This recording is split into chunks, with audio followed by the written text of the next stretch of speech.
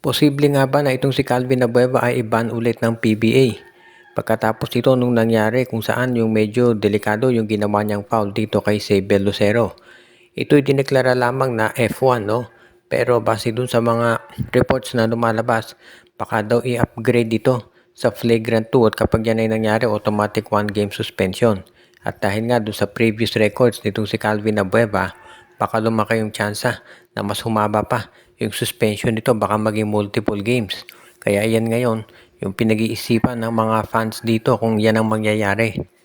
Sa panig naman ng Converge FiberXers, hindi naman siguro magiging malaking hadlang kung sakali nga na itong si Calvin Abueva ay hindi pa kaagad-agad na makapaglaro o kung masuspend man dahil base dito sa nagiging laro niya, ito ay nagiging distraction pa nga para dito sa Converge FiberXers. Kaya naman wag na tayong magtaka kung ganyan talaga ang mangyari at mas makabuti pa at mas gumanda pa laro ng Converge kung sakasakali nga na itong si Calvin Abueva ay hindi muna maglaro. Kaya iyan ngayon ang sitwasyon dito sa FiberXS. Incidentally, no, kung sakaling itong si Calvin Abueva nga ay masuspend ulit ng maraming games, baka magkaroon niya ng tsansa doon sa ibang players ng Converge naman na magpakitang gilas. Dahil sa ngayon, yan ang problema, yan ang kinakailangang ayusin ng Converge FiberXers. As it is, alam naman natin na maraming kinakailangan baguhin dito sa Converge FiberXers ngayon at must win yung last 3 games nila. Mabigat yung schedule ng Converge dahil last 3 games nila versus TNT, Phoenix na tinalo ang Rain or Shine at syempre yung Endless Road Warriors na ang ganda ng nilalaro ngayon. Kaya medyo magiging matindi yung kalalabasan nitong mga huling araw para sa Converge. Asahan natin na maraming mga changes ang mangyayari dito lalo na at itong si Abueva para hindi na nakatutulong. Ang San Miguel Beermen naman ay pinag-iisipan daw kung papasok ng trade dito sa Blackwater Bossing. Baka daw interesado ang San Miguel na makuha ang guard na si Dalf Panopio mula dito sa Blackwater. Mukhang wala daw plano ang Blackwater na i-trade si Cedric Barefield dito sa SMB. Pero itong si Panopio daw baka open ang Blackwater na ito i-trade.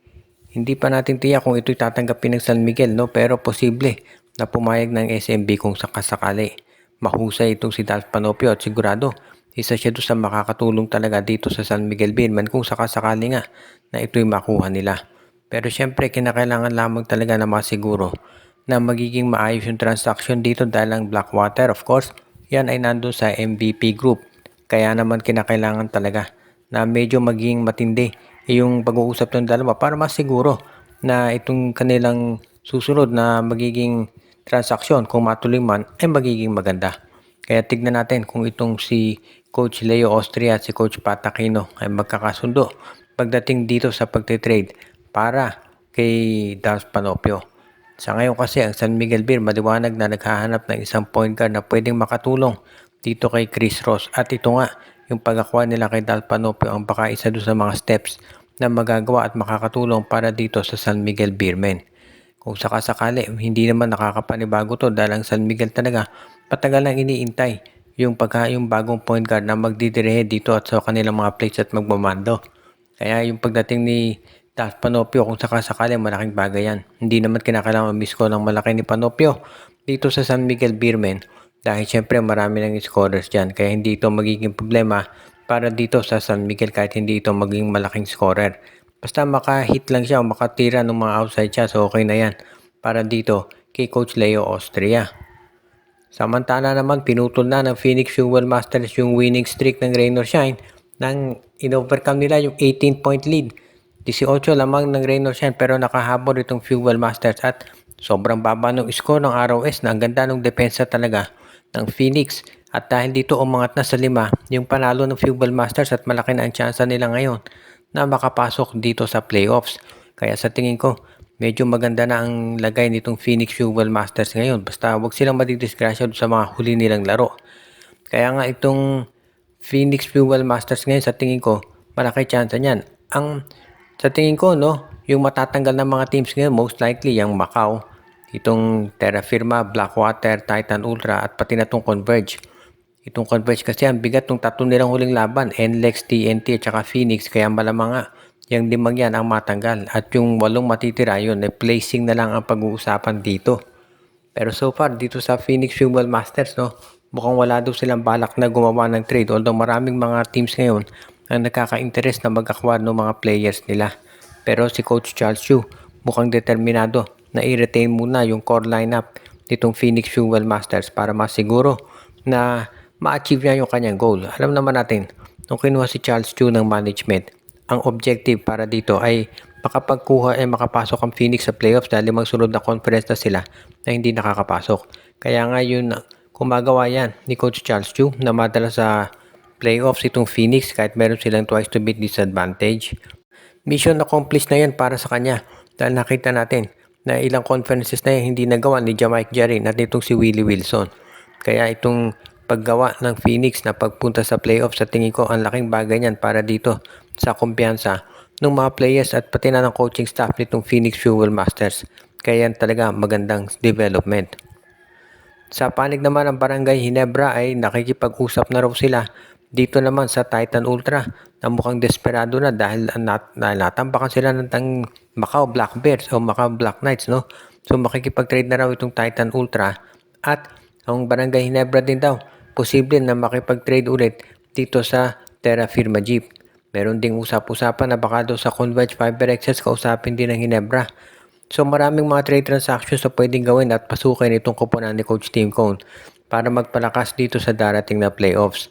Dahil yan ngayon yung kinukonsider talaga ng Ginebra na kinakailangan nilang gawin lalo na at matindi yung caliber ng mga imports na naglalaro ngayon. Hindi katulad nung dati na nadodominate lang ni Justin Brownlee. Ngayon nandyan si Bol, si Boatwright, si Cady Lalane, itong si James Nick ng Phoenix Fuel Masters, of course si Jalen Johnson ng Rain or Shine. Kaya alam ni Coach Tim Cone kinakailangan gumawa nila ng mga trade para makakuha ng mas magagaling na players. Kabilang doon sa mga gusto rin makuha ng Barangay Ginebra, itong si Alex Stockton ng Converge Fiber Xers, si Joshua Monson ng Titan Ultra at si Cedric Bearfield nitong Blackwater Bossing. So yan yung mga players na posibleng mapunta Barangay Ginebra kung sakasakali. Pero syempre alam natin na meron pang mga ibang mga transaksyon na pwedeng maganap dito. Ba't kinakailangan lamang talaga na magkaroon ng medyo pagbabago muna dito sa Ginebra. Kahit na maganda yung nilalaro nila. At syempre alam ni Coach Tim Cone, pagdating ng Philippine Cup, dyan lalabas yung shortcomings nila. Kaya kinakailangan talaga na gumawa sila ng hakbang para makapagdagdag ng iba pang mga players na magko-contribute naman pagdating ng Philippine Cup, lalo na kapag syempre wala si Justin Brownlee. Kaya iyan, yung mga latest update natin sa Barangay Ginebra, tinasahan natin na meron pang mga major changes na mangyayari dito sa Gene King sa mga susunod na araw. Binabati natin yung ating mga taga-subaybay na sila Joshua Giray, Espejo at Rosales family, si Mon de Guzman, si Ireneo Salangsang, si Dexter Domer, si Romeo Conchada, si Katsakino Dokusin, si Jervin Cris, si Anthony Alon, si Malyaring Mascareñas, si RG Bueno, si Enju, Jonel Alagon at ang iba pa.